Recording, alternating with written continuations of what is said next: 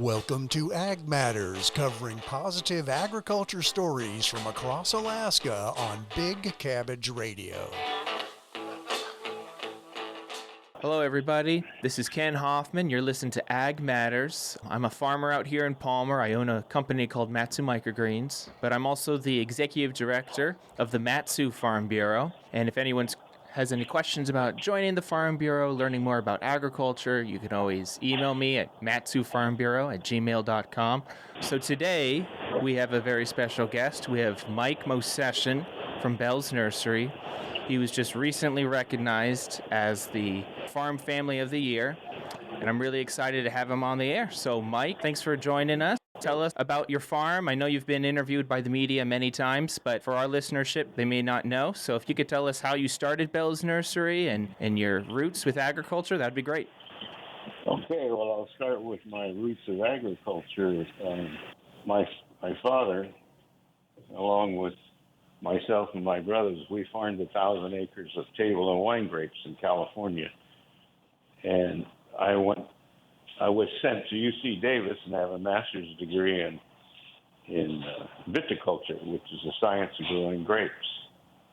So I left that farming venture in 1972 because my father was in the oil business, and we came up to Alaska to visit them. And I went to the grocery store because I like to cook.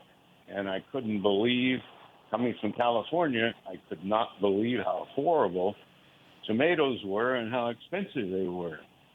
And I had just been to a produce convention in Chicago, and they were featuring hydroponic tomatoes, and they were growing them in Minneapolis, Minnesota. So I thought about that, and I looked up in an almanac what the average temperature in Minneapolis was in January, and it was 12 degrees, and Anchorage was 13. And I said, aha, it's warmer up in Anchorage. But I was very naive. I didn't know anything about working in Alaska in a cold climate, freezing temperatures, burying water lines 10 feet deep. So, anyhow, it was all part of God's plan. I came to Alaska in June of 73, bought some 5 acres of land from Vern Huffman, and started building greenhouses. And I had my first crop of tomatoes in 73, and it was a big hit. Everybody wanted more. So I built 3 more greenhouses, and every year I just kept expanding. I went into the nursery business, growing bedding plants and hanging baskets. And I didn't know anything about growing tomatoes, nothing. We were grape growers. So when I came to Anchorage, I went to National Bank of Alaska to borrow money. And because I had a master's degree in horticulture, they thought I knew what I was talking about. So anyway, because I was a little smarter than they were, and I could sit down and fill out an income statement and a balance sheet because we were taught these things. I went to Cal Poly in San Luis Obispo, and my major was agriculture business management. So we were trained in the area of business, in the business department, in agriculture and agriculture department.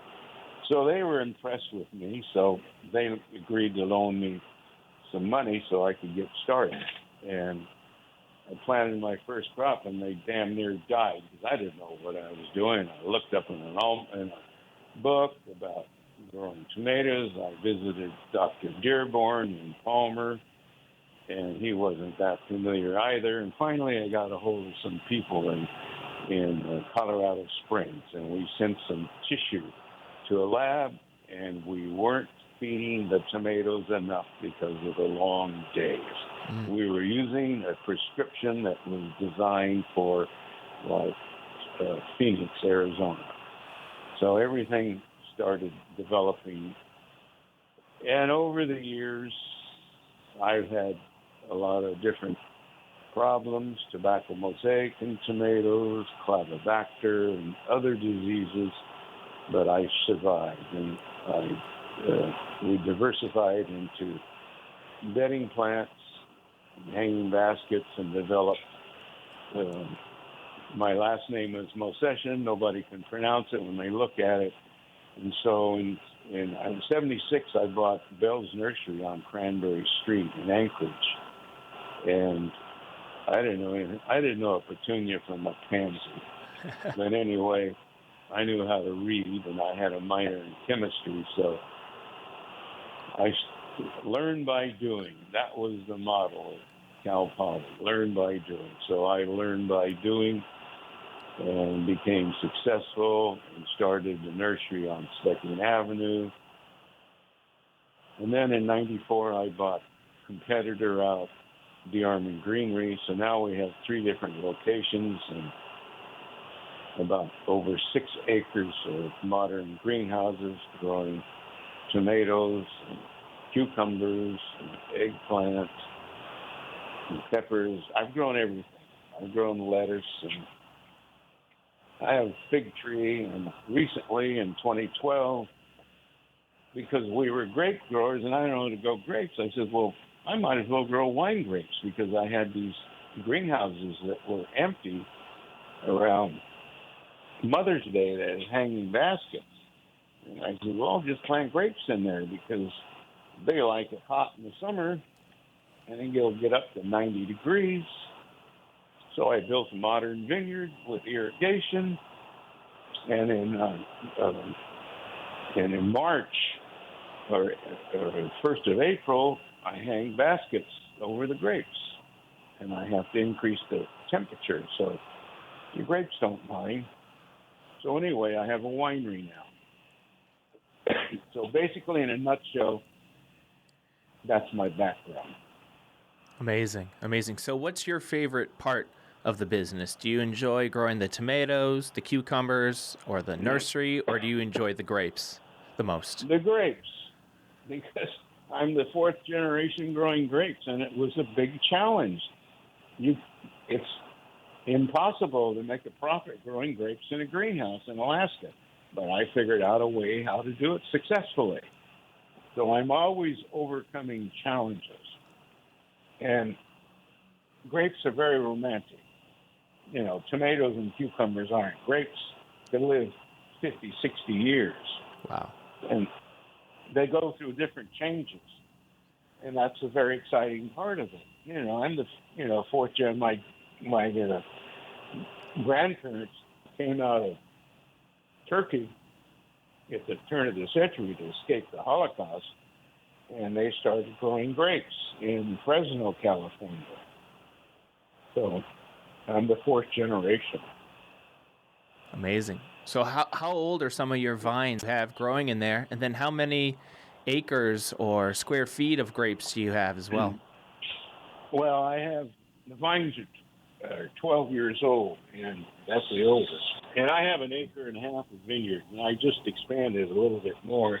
So, because we grow a lot of poinsettias too, and over the years, we doubled the amount of poinsettias going back 20 years ago. But now there's so many beautiful flowers in grocery stores that compete with poinsettias, and we lose that market share. So that area, which was dedicated for poinsettias, planted grapes.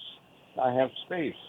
So anyway, I have 1.5 acres, and I'm always expanding it. Okay. If I have, because the grapes, for example, in wintertime, I have to heat them to 20 degrees.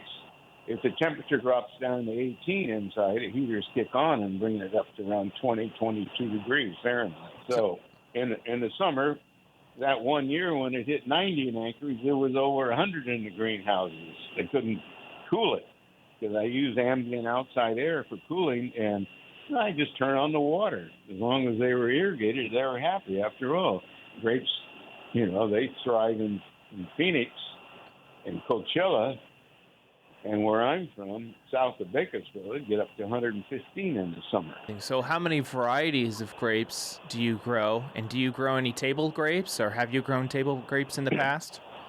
Yes. I started growing table grapes in the 70s. And in the greenhouses, along with the bedding plants and everything else, that's what gave me the incentive to go to wine grapes. In 2012, I said, well, I've grown grapes successfully in greenhouses for years. I might as well grow wine grapes.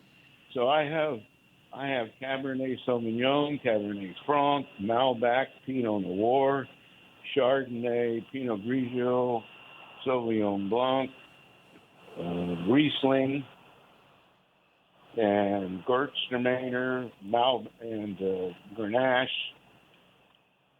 So I have to grow a lot of different varieties, and some of them I pulled out because they don't do so well, because I have to get a good production. And, for example, today we're harvesting Gewürztraminer. I got the sugar up to about 24%. So we're picking it, and then we'll process it into wine very soon. I'll pick it, and I'll put it in the cooler and chill it for a couple of days, and then we'll crush it and start fermentation. Wow. Do you also do the winemaking process, or do you have a manager? I do. No, I do the winemaking. I have a minor in college chemistry. I didn't know how to make wine when I started this venture, but I started reading and talking to winemakers and getting help. And recently, I hired a winemaker to help me.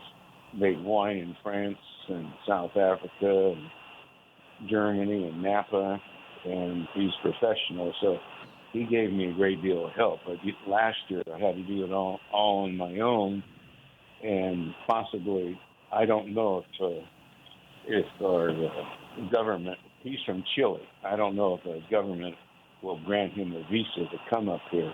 We've applied for a visa, but it's all up to the American consulate in Chile whether or not he gets the visa. But I'm so busy that I don't have time to do all this work and manage the nurseries and make wine. So anyway, and grow poinsettias.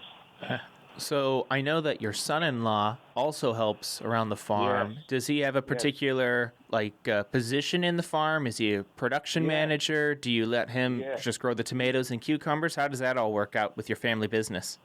Yes, tomatoes, cucumbers, and bedding plants, hanging baskets, and poinsettias. I have not taught him anything as far as the grapes because he's so busy anyway. He's right now visiting his family in Romania, so he should be back this weekend. I don't want to overextend him, so he has enough to do. Do you have any other family members that are really interested into the grapes? Unfortunately not. I have 10 grandchildren, and they have not expressed an interest in it as of yet. But who knows? Maybe when they try to hit the job market and they see that, this nursery business is not such a bad business, it might be kind of exciting. They might change their mind, but they'll have to come to it on their own.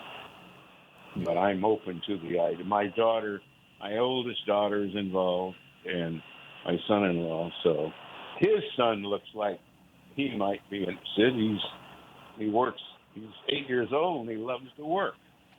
He loves to work in a nursery, so maybe he'll be the next Michael in the business. Amazing. So you said that you figured out how to make the grapes profitable. Are you saying that also having the nursery, the bedding plants with the grapes in the hoop house, is that what makes it profitable? It's ludicrous to grow grapes in a greenhouse and want to make wine. It's impossible, but because I grow hanging baskets as a primary crop, and I hung them over the vines, and the biggest problem in a vineyard is powdery mildew. And I have never, ever, ever had powdery mildew on my grapes. And I don't know why. They get water dripped on them. I get mildew on bedding plants, tomatoes, cucumbers, but I have not gotten it on grapes. Amazing. So you have less disease pressure in your vineyard than you would say in the lower 48? Oh, absolutely. No mildew, no indigenous insects either. And by the way, growing the food crops, we don't use pesticides, we use predators. And we use bumblebees for pollinating tomatoes, so we cannot use any insecticide. And I'm growing peppers, and they were loaded, and eggplants, they were loaded with aphids. We introduced predators, and it's amazing. They killed them all. Wow. I had to take a hose and wash off the dead carcasses off the leaves. They do a really good job. This is how organic farmers survive, is they use predators.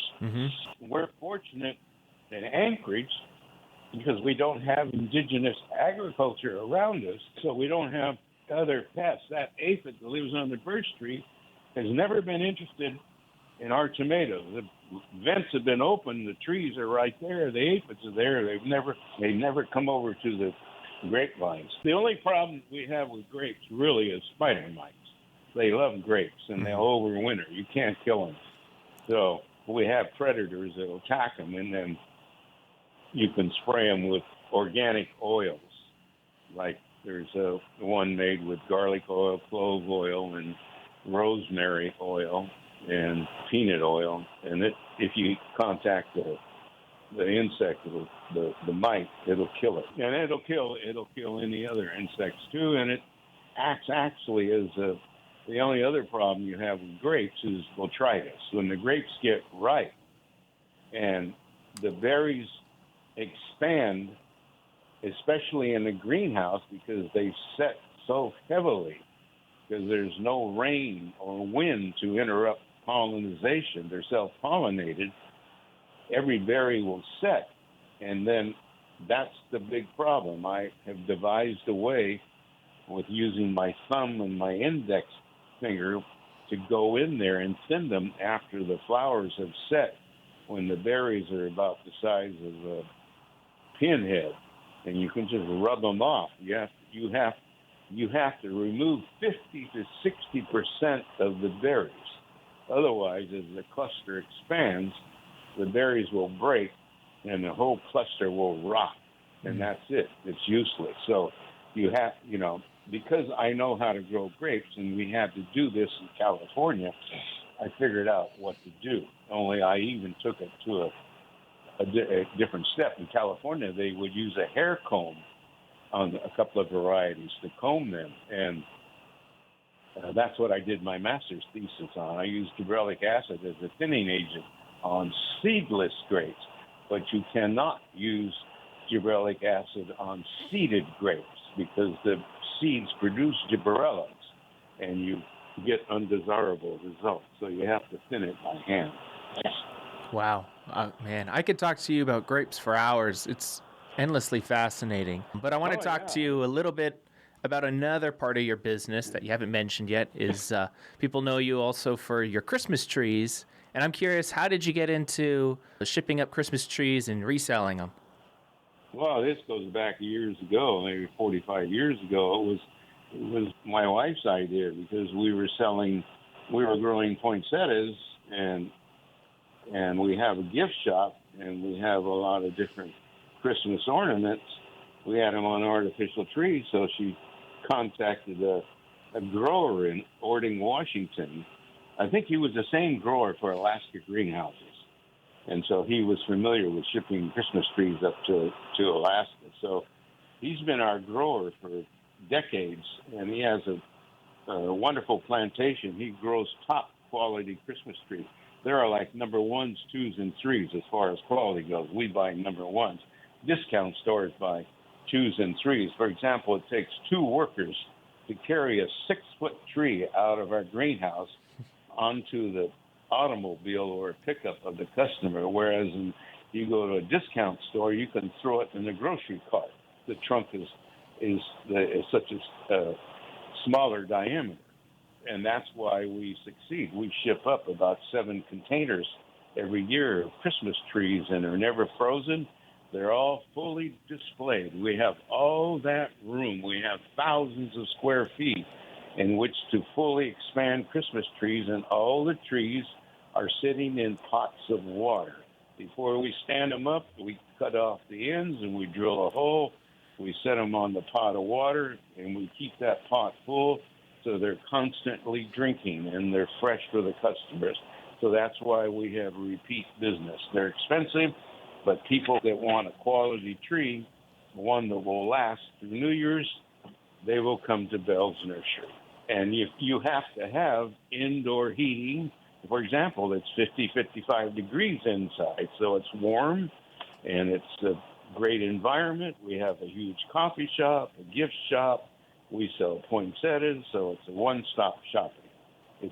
Christmas is a very pleasant time of the year. For sure. It's not high pressure like the spring when everybody has to come at once because, you want to get your garden started before it gets too late. Yeah, I must say with personal experience, I've been going to Bell's Nursery every Saturday, 6 months out of the year for a couple of years now for the farmer's market, which we haven't talked about, but every Saturday there's a farmer's market from October to April. Yes. And we take a break in January, but I must say my favorite time is when the Christmas trees are in there. It's like walking through a forest. It's wonderful to see all the families. They can choose the Christmas tree. It's just like if you're out in Lower 48 in a real forest. Yes, and it smells so wonderful inside, like you said, like a forest. We only sell fir trees. We sell noble fir, Fraser fir, Nordman fir, and grand fir. We don't sell pines, or we don't sell Douglas fir. Yeah, wow, amazing. Thank you so much, Mike, for coming on the show. We didn't even really get to talk about the tomatoes, the cucumbers, eggplants, the peppers. We're going to have you on another time. Yes, that's something that needs to be addressed because my success is only because the people of Alaska have supported me, but there is a problem in Anchorage or in Alaska with local retail outlets supporting local produce. Exactly. They should be more aggressive in doing that because they must realize that if there ever was a crisis, we need to depend upon agriculture here in Alaska. Most people are naive about agriculture. American farmer is the most important asset we have. Think about it. How long do you think you can go without oil? Long time. But how long do you think you can go without food? Your children are crying. They're starving. No. Then your food will come from China. And when it comes from China, watch out. You'll have every pesticide in the world on it. Okay. I completely agree. It's been great. And I want to talk to a little bit before we finish the Farm Family of the Year Award. I'm so happy that you won it. I'm proud to say that maybe others, but I nominated you for the Matsu chapter. I went through and did the nomination, so it was very pleasing to hear that my choice was chosen. And so, what was your reaction when you heard you were awarded the Farm Family of the Year? I had never heard that there was such an award. I was amazed and number one, and number two, that they would choose me. Why would they choose me? I'm not a farmer in the valley, so I was quite surprised. I've been successful, and I work at it 7 days a week. I don't go anywhere. I just stay here. I like working. I'm bored. My wife passed away 5 years ago, so I don't have anything else to do but work. So I don't mind. So I'm very happy, and I'm looking forward to receiving the award on Friday. For sure, I'll be there too, and I'll be very happy to see that you're winning. I've known you for a couple of years now, and I'm always amazed. I always love listening to your stories, and just seeing what you've built it's amazing. It's astounding. So thank you so much, Mike, for taking the time. Thank you. Thank you very much for allowing me to speak on this program. It's a pleasure. Thank you. Okay. I got to go back. We're harvesting grapes today. Fun. That sounds like fun. Thank you, Mike. I'll talk to you later. Goodbye. Bye. Goodbye. You've been listening to Ag Matters, covering positive agriculture stories from across Alaska. Ag Matters is a production of Radio Free Palmer, recorded at our studios in Palmer, Alaska. For more information about this program, email manager@radiofreepalmer.org.